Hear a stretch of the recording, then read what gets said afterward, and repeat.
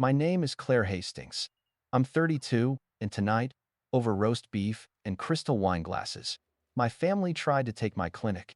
The air at that dinner table was too still, too rehearsed, my father's grin sharp as a signature, my mother's smile stretched thin.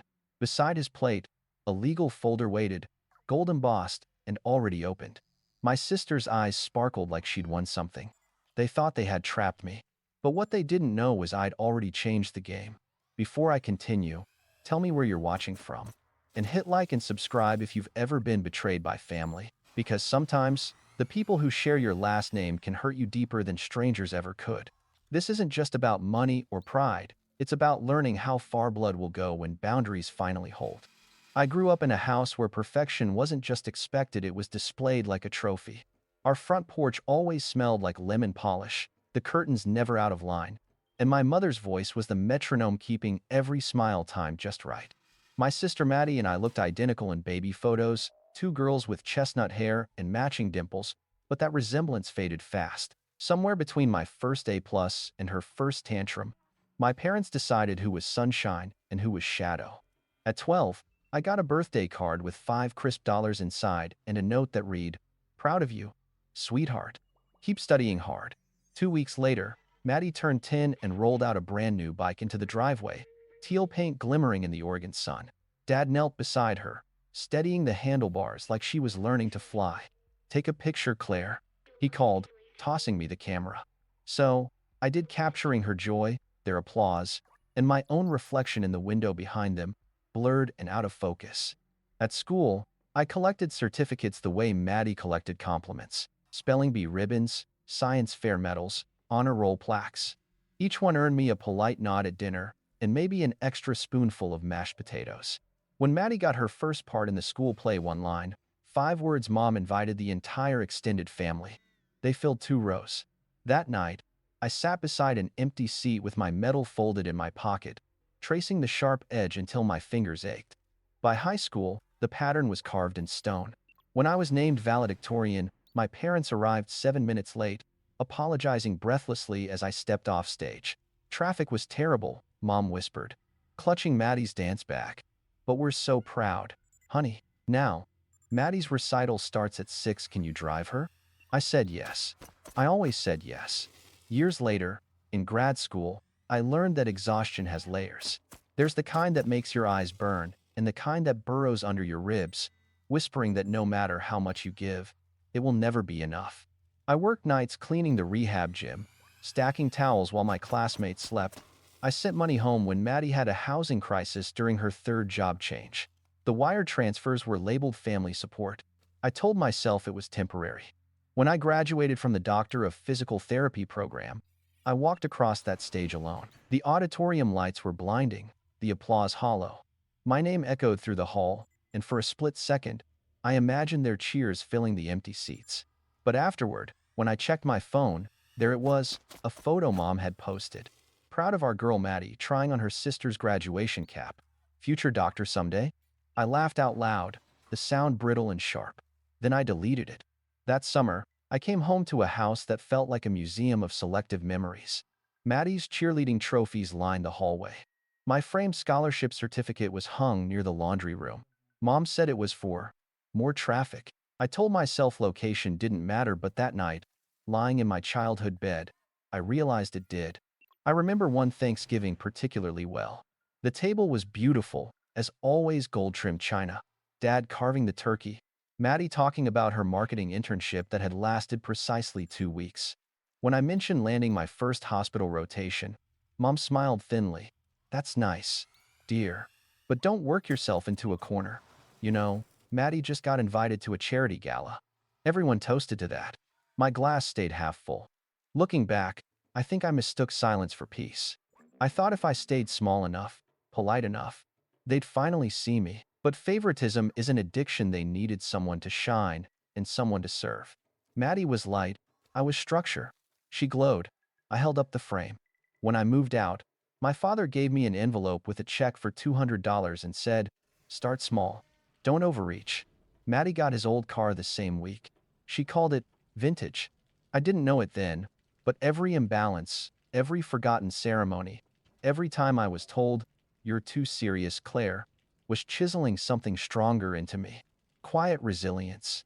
A kind of steel that doesn't rust, it just bends and holds. I carried that steel with me through every sleepless night, through every cafeteria shift where I traded dinner for caffeine, through every whispered doubt that maybe they were right, that I was book smart but people dumb.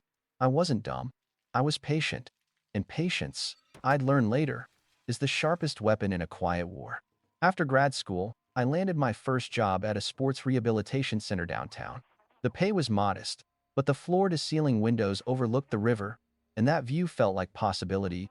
I rented a one-bedroom apartment with peeling paint and a humming fridge that never stopped. Some nights, I'd fall asleep on the couch with my laptop open, scrolling through clinic lease listings I couldn't yet afford. Every dream I had came with a spreadsheet.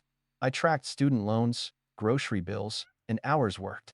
The math never quite balanced, but the idea did. One day, I'd open my own place. A space where care meant more than quotas, where patients were seen, not processed. Maddie visited once that year. She showed up unannounced, tossing her heels by the door, and sighed dramatically. "You live like a nun," she said, scanning my secondhand furniture. Then she opened my fridge, found leftovers, and made a face. "You still eating this stuff?" I smiled tightly. "Still paying off school." She laughed, careless and bright. "You should let Dad help you. He's just waiting for you to ask." I didn't want help. I wanted respect. The first real break came 2 years later, when a small orthopedic clinic offered to rent me one of their unused treatment rooms. The rent was steep, but I said yes. I painted the walls myself on a Sunday, the color of soft sage, and stenciled a tiny oak leaf above the light switch, a promise to the name I was saving for later. Oak and River Physical Therapy. Patients trickled in slowly, then steadily. By year 2, I had a full caseload, a waiting list, and a staff of 3. My bank account stayed fragile, but my heart wasn't. I was finally building something that belonged to me. And then came the summer Maddie helped out. She called one afternoon, voice sweet and high. "Claire, I'm between jobs again. Thought I'd volunteer at your clinic. You know, learn a bit about business." I hesitated, but Mom's follow-up text sealed it. "Give her a chance. She just needs direction. Family supports family." Within 2 weeks, my clinic descended into chaos. Maddie smiled her way through front desk duties, offering discounts I hadn't approved, rescheduling patients without logging it, and printing invoices with missing codes. "It's fine, Claire," she chirped. "They're happy. That's what matters, right?" It wasn't fine. Insurance rejections piled up. Elderly patients waited an hour past appointments. One afternoon, I walked out of a session to find a patient's chart on the counter open, unguarded, and smeared with coffee. That night, I stayed until midnight rewriting billing notes, cross-checking every claim. When I finally confronted her, she pouted. "You're so uptight." "I'm just trying to help. You're breaking protocol." She rolled her eyes. "You care more about paperwork than people." "No," I said quietly. "Paperwork is what keeps people safe." By the time she left voluntarily, after one misunderstanding too many, my staff was exhausted, my reputation bruised, and my mother's voicemail was full of concern. "Sweetheart, you know Maddie means well. Maybe you could just fix things quietly." So I did. I fixed them all. I called every patient who'd been affected, apologized personally, offered free follow-ups. Jonah and Priya stayed late beside me. Marco brought takeout. We rebuilt what she had broken, one phone call at a time. Then, out of nowhere, the letter came from Cascade Health Plan. A compliance audit. My stomach dropped as I read the header, convinced it was over. But when I opened the envelope, the tone surprised me. "We've reviewed your revised documentation protocol. Your clinic's claims have been approved in full." I stared at the words until the letters blurred. That approval didn't just clear the backlog, it tripled our credibility overnight. Doctors who had never returned my calls began referring patients by name. We grew faster than I could manage. I remember sitting on the clinic floor that night, surrounded by empty takeout boxes and the faint hum of the AC. Jonah handed me a printout of the month's numbers. For the first time, we were in profit.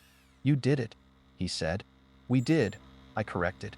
But inside, something else stirred. A mix of pride and fear, because I knew how quickly good things caught Maddie's attention. Sure enough, the next week, Mom and Dad showed up unannounced, bearing cupcakes. So proud of you. Mom beamed, snapping photos beside the reception desk. Dad nodded, eyes scanning the patient board. It's impressive, but don't forget it's all about family at the end of the day. I smiled politely. It's about care. He laughed. Same thing. It wasn't. Not anymore. Months later, when I finally signed the lease for my own full-scale location, I called it Oak and River Physical Therapy. Oak for strength, River for flow. I hung the first framed business license myself, smoothing the corners until no bubble showed beneath the glass. As I stepped back, I caught my reflection beside the logo. Tired eyes, steady breath. In that quiet office, with the smell of fresh paint still lingering, I promised myself one thing. I would never again confuse loyalty with permission. Back then, I had no idea how soon that promise would be tested. I didn't know that a dinner invitation, just family, nothing serious, would bring me face to face with every wound I'd ever buried. And I definitely didn't know that by the end of that night, I'd stop being invisible for good. The Sunday dinner started, like every other one my mother hosted, perfect to the point of suffocation. The table gleamed under warm chandelier light, silverware aligned like surgical instruments. A roast rested at the center, haloed by rosemary sprigs. It looked like love, but it smelled like strategy. From the moment I stepped inside, I could tell something was rehearsed. Mom's hug was too tight, Dad's handshake too formal, and Maddie's grin the kind you wear when you're holding aces. Claire, sweetheart, Mom cooed, taking my coat. So proud of you. The clinic's doing so well. I smiled cautiously. Thanks, Mom. She guided me to my seat with a gentle but insistent hand. Dad poured the wine himself, a rare gesture that made my stomach tighten. Then I saw the manila folder tucked beside his plate, embossed with the logo of Hastings and Cole Attorneys. My pulse quickened. Dad cleared his throat, carving the roast like a man about to deliver a verdict. We've been talking, your mother and I, about your clinic's future. Here it comes. Mom chimed in, voice sugar sweet. Family businesses thrive when family works together. Don't you think? I set my fork down slowly. Oak and River isn't a family business. I built it from scratch. Dad smiled in that condescending way I knew too well. With our support, of course, which is why we think it's time to formalize that. He slid the folder across the table. The gold letters caught the light. Your sister has drafted a proposal. She'll handle marketing and administration while you focus on patients. It's fair she's asking for a 25% profit share. I almost laughed. You're joking. Maddie leaned forward, her eyes bright. I've got ideas, Claire. Social media campaigns, partnerships. You're great at therapy, but I'm great at people. That's not what the numbers said last time you handled clients. Her smile faltered. You're still holding that over me? Dad's tone hardened. Don't start, Claire. This is an opportunity for everyone. Opportunity. That word always sounded noble when they wanted something. I inhaled slowly, forcing calm. May I see the proposal? Dad pushed it toward me. Already reviewed by my attorney. It's ready to sign. The paper felt heavy between my fingers. My name was printed under a dotted line typed, not handwritten. Like they were announcing ownership, not offering partnership. Mom reached out, her nails brushing my wrist. Sweetheart, family means sharing. Don't let pride get in the way. There it was. Pride. Their favorite accusation. I set the folder down, every move deliberate. I already have management coverage. Northwest Care Partners handles administrative operations now. Dad frowned. What's that supposed to mean? It means, I said evenly, the clinic is under a management services agreement. All administrative decisions go through them. The silence that followed felt like a crack of thunder. Maddie's fork clinked against her plate. You did this behind our backs? Dad's voice was sharp.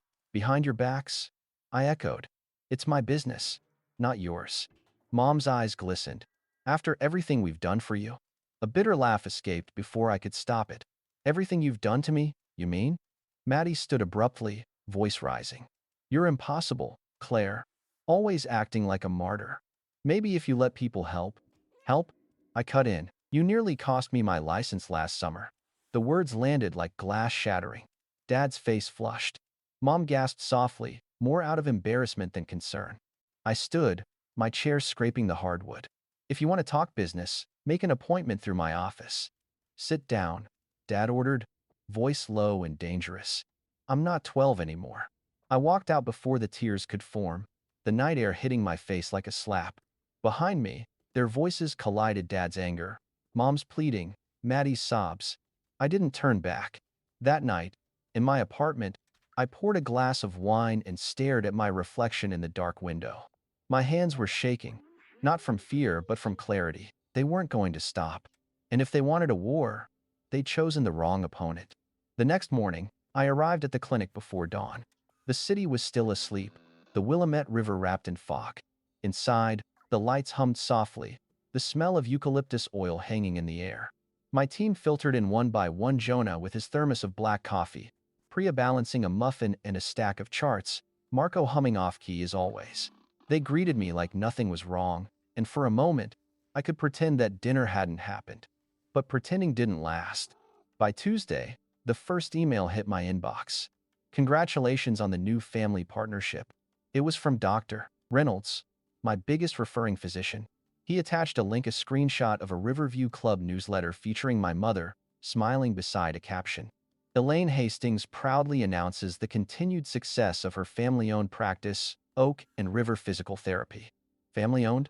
My stomach dropped. The article went on to say how Richard Hastings' business expertise and daughter Madison's marketing vision have propelled the clinic forward under Dr. Claire Hastings' medical leadership. I felt my hands go cold. I called my mother immediately. What is this? She sounded cheerful. Oh, that little thing?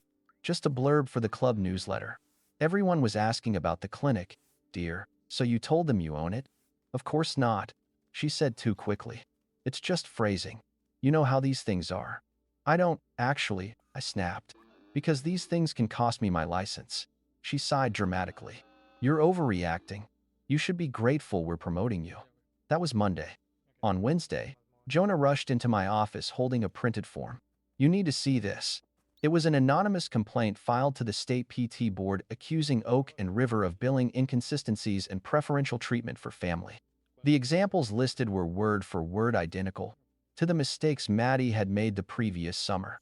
And the file metadata? Jonah traced it to a Gmail address registered by one of Maddie's college friends, the same friend who'd once tagged herself in photos inside my clinic. My chest tightened. They weren't just playing proud parents anymore. They were planting landmines. By Friday, a man in a tailored suit walked into the clinic, introducing himself as an investor. He claimed Maddie had referred him. We're interested in a possible acquisition, he said, all polished charm. Could we get access to your patient database for due diligence? I almost laughed. That would be a HIPAA violation. He blinked, caught off guard. I was told the family handles the operations. They don't, I said, my tone turning steel. And they never will? After he left, I locked my office door, opened my file drawer, and pulled out the thick folder marked NCP agreement. I reread section 4.3, the one that prohibited family involvement without board approval. It wasn't just legal protection. It was my wall. That night, I received a voicemail from Dad. His voice was low, measured the tone he used when dealing with employees, not daughters. Claire, this is getting messy. You're making the family look divided. Let's discuss a compromise. Maybe Maddie takes a consulting role. We'll structure it properly. He paused, then added quietly. You know your mother's heart can't handle conflict. There it was again, love as leverage. The next morning, I called my attorney. I need a trademark filing and a cease and desist template, I said. And I want all my communication archived. A week later, twist 4 landed. A letter from my father's lawyer, casually mentioning a family trust amendment. It implied that active participants in the family enterprise would have greater inheritance rights. The message was clear: cooperate or be cut out. I stared at it for a long time, then signed a simple 1-page document renouncing any claim to the trust. I sent it back with a note. I prefer independence to inheritance. That night, I met Jonah and Priya at the cafe down the street. The rain beat softly against the windows. They're trying to force you into a corner, Jonah said. You should let the board know. I already have, I said, and I'm not done yet. Because while they were busy playing ownership, I'd been building something else: evidence. Every fake post, every email, every message. A timeline of manipulation dressed as family concern. Then came the final twist. Another email from a marketing firm Maddie had apparently pitched. Hastings Family Rehab seeks investors for expansion. Attached was a pitch deck, my photos, my staff, my clinic logo rebranded under her name. The deck had been created 3 weeks before that dinner ambush. It had all been planned. I sat at my desk, staring at the bright screen until the words blurred. For a moment, I couldn't breathe. Then, somewhere deep inside, the fear snapped into something cleaner: precision. They thought they'd cornered me with sentiment, but I'd spent my entire life learning how to operate in silence, to document, not react, to wait until every piece lined up exactly right. That's the thing about being invisible for too long, you start seeing everything. And I was done being blind. Cornerstone Cafe sat at the edge of downtown, the kind of place that smelled like burnt espresso and old secrets. I chose a carefully neutral ground, public enough that no one would raise their voice. I arrived 20 minutes early, ordered a black coffee, and sat by the window. The rain tapped steadily against the glass, a slow countdown. My leather portfolio rested on the table like a shield. When the door finally opened, I saw them before they saw me. Dad's squared shoulders, Mom's pearl necklace, Maddie's forced smile. They looked coordinated, all in shades of beige and confidence. "Claire," Mom said warmly, reaching out to hug me. I didn't stand. "Mom." My tone was calm, clinical. "Sit down." They did, though Dad's jaw tightened. "This is ridiculous," he muttered. "Families shouldn't have to meet in coffee shops. Families shouldn't forge partnerships behind closed doors either," I said evenly. A waitress appeared, oblivious to the tension, and took their orders. When she left, silence settled like fog. Dad leaned forward, his voice adopting that practiced authority. "Let's start over. We want what's best for everyone." Madison's new proposal. I lifted a hand, stopping him. "Before we discuss anything, there's something you need to see." I opened my portfolio. Paper rustled softly, the sound sharper than any shout. I slid the first document across the table. "This is the management services agreement I signed with Northwest Care Partners 3 weeks ago. Section 4.3 prohibits any family member from holding a management role without full board approval. That board consists of me and 2 NCP executives." Dad frowned, skimming the page. "You can't make decisions like this without consulting." "Consulting who?" I asked. "The people who nearly tanked my business last summer?"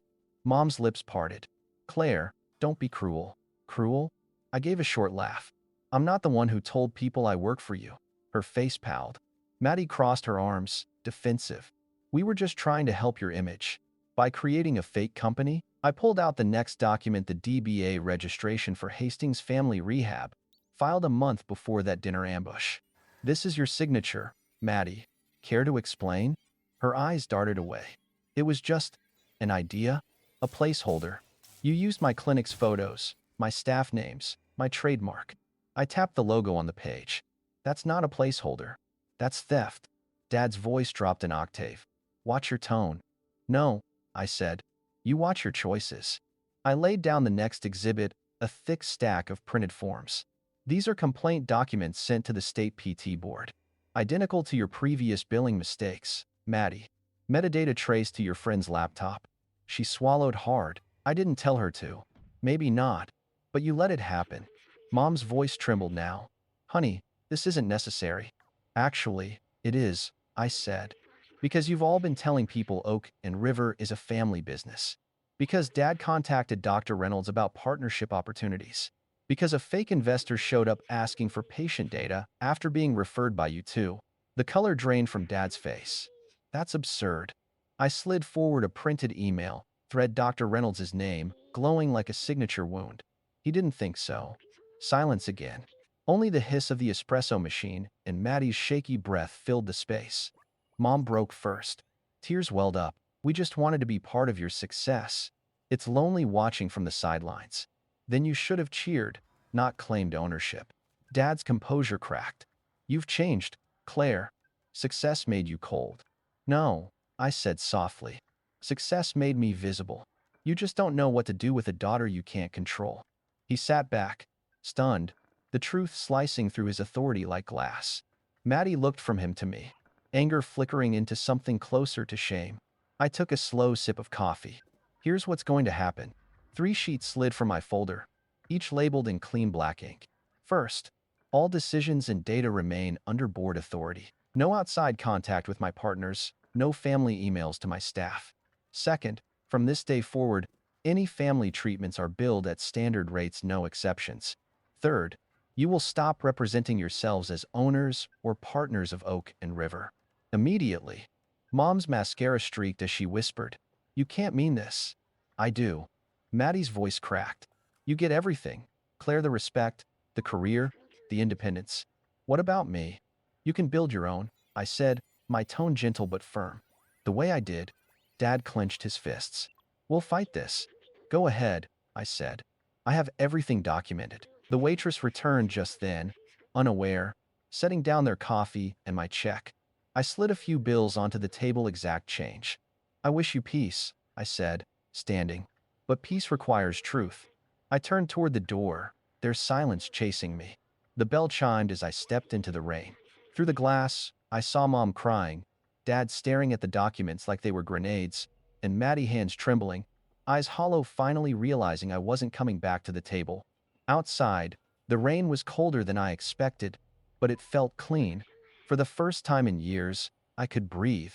They thought they'd broken me, but what they'd really done was show me how strong I'd already become. The rain had stopped by the time I reached my car. The sky hung low and gray, that soft Portland kind of quiet that comes after a storm. I sat behind the wheel for a long moment, watching the droplets slide down the windshield, each one catching the dull light of a street lamp. My hands were steady now, my pulse slow and sure. When I opened my laptop later that night, the cursor blinked like a heartbeat at the top of a new email. The subject line read, "Clarification of ownership and compliance, Oak and River Physical Therapy."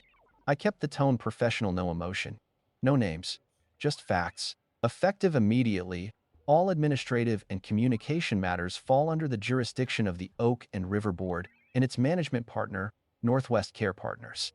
No family members hold any ownership or managerial roles. I CC'd every physician, every insurer, every vendor who'd ever done business with me.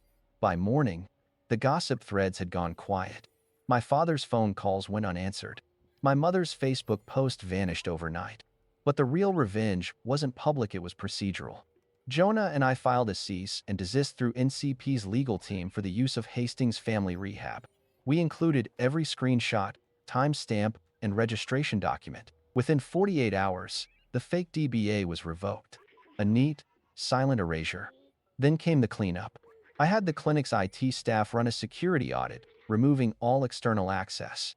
Maddie's old login, long deleted, was permanently blacklisted. Every file she'd ever touched was re-verified. Compliance spotless. Mom tried one last time to call. I let it ring. Then another number, Dad's this time, leaving a message. "You didn't have to do this through lawyers, Claire. You're making a mistake cutting us out." But the thing is, I wasn't cutting them out. I was cutting the rot away, so something healthy could grow. That week, I signed an amendment to the MSA, Oak and River, to establish a scholarship fund for underprivileged DPT students. The paperwork felt heavier than any revenge could because it was purpose, not spite, driving it. As I sealed the envelope, I glanced out the clinic window toward the river, the water reflecting city lights like scattered stars. For the first time, I didn't see their shadows anywhere in my success. They'd tried to turn my life into a family brand. I'd turned it into a legacy instead. And the best part? They'd handed me every weapon I needed to do it. If you've ever been the outsider in your own family, you know what it feels like to build everything from ashes and still be told it's not yours. But boundaries aren't walls. They're doors that lock when respect isn't invited in. I'm not angry anymore. I'm free. And freedom, I've learned, is the quietest kind of revenge. If this story hit somewhere deep, tell me where you're watching from. Hit like and subscribe for more stories about strength, boundaries, and the courage to stand alone when family turns into a storm. This story isn't over.